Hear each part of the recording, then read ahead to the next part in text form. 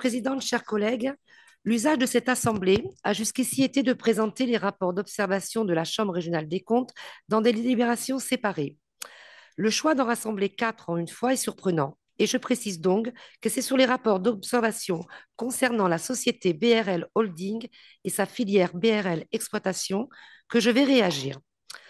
Loin d'être un satisfecit ou une validation politique, comme le laisse entendre le rapport de la présidente, les observations de la Chambre font au contraire état d'éléments très préoccupants dans la gestion de BRL. Si la bonne santé financière du groupe est soulignée, la Chambre remarque en termes très polis que c'est au prix à moindre retour auprès du concédant de la croissance d'exploitation. Cette situation est d'autant plus injuste que les investissements réalisés ou en cours sur la période bénéficient d'un subventionnement public s'élevant globalement à 83%. Ce taux est même porté à 87,5% pour le projet Aqua Dominicia. Autrement dit, la CRC constate une situation que l'opposition RN dénonce depuis des années, à savoir une situation privilégiée indue du groupe BRL par rapport aux contribuables, qui paient les investissements et la construction d'un réseau hydraulique régional dont les bénéfices sont ensuite encaissés par BRL. Il en résume un système de mutualisation des coûts et de privatisation des bénéfices, voire de fonctionnariat parallèle où la rémunération des salariés est extrêmement généreuse, estimée par la Chambre à 54 000 par an en moyenne.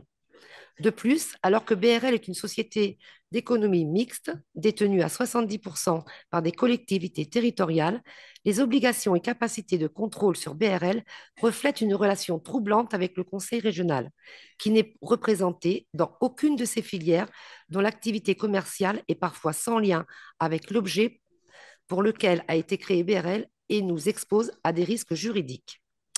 Sur la raison même d'être de BRL, c'est-à-dire l'exploitation du réseau hydraulique qu'elle a transféré à sa filière d'exploitation, la CRC nous informe, je cite, que la concession est dépourvue de toute disposition structurante et chiffrée sur le niveau d'investissement. Rappelons que le niveau de fuite rapporté est tout de même de 26%. Enfin, la CRC fait état de plusieurs pratiques magouillardes, à commencer par la situation de son directeur général, protégé irrégulièrement par un double statut, d'un mandataire social et de salarié. Une situation très intéressante pour lui, puisqu'en 2021, il a respectivement perçu, en qualité de directeur de la stratégie et de directeur général, une rémunération annuelle de 147 000 et de 57 000 euros. Il n'est fait aucune mention de cette infraction au Code du travail dans le rapport de la présidente à l'Assemblée, alors que la CRC en fait le sujet d'une des trois recommandations formulées. Des situations de conflit d'intérêts sont encore décrites, faites de nomination et rémunération par copinage et liens familiaux, aussi bien dans la société mère que dans sa filiale d'exploitation. L'une des situations décrites illustre la perversité du système d'entre-soi mis en place, puisqu'il s'agit d'un recrutement à un poste justement créé pour le dit à l'évaluation des risques de conflit d'intérêts. Un membre de l'entourage familial du président du conseil d'administration d'alors a été recruté via une procédure sans publication d'offre d'emploi, ce qui a conduit à n'examiner que deux candidatures.